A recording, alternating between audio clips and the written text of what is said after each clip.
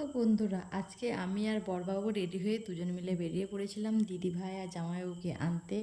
এতে বিষ্ণুপুরে, তারা বিষ্ণুপুর স্টেশনে নামবে। দিদিভাই আর জামাইবাবু অনেকদিন বাদে আমাদের বাড়িতে আবার আসছে, তার জন্য দুজন মিলে বেরিয়ে পড়েছিলাম।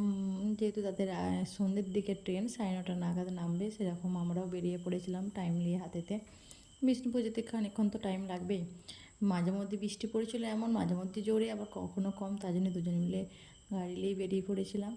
এবার রাস্তাতে একটু পাপড়ি চাট আর ঘুগনি দুজন মিলে খেয়েছিলাম, গল্প করতে করতে খাওয়া দাওয়া করে। তারপরে আবার ওখান থেকে বেরোয়েছিলাম।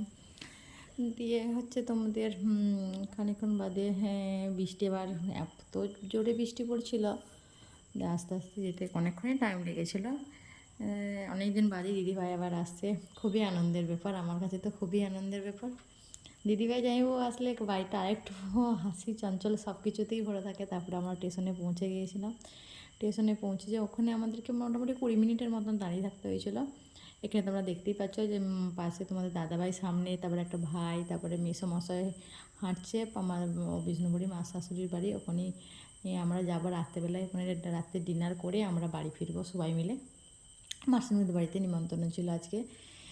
একটু দেরি হয়ে যাবে, রাতের দিকে বাড়িতে আসবো, কিছু করার নাই। তারপরে খানিকক্ষণ বাদে ঘোরাঘুরি করে দেখছি যেন দিদিভাইদের ট্রেন চলে এসেছে অলরেডি। দিদিভাইদের সাথে আমাদের দেখা হয়ে গেল।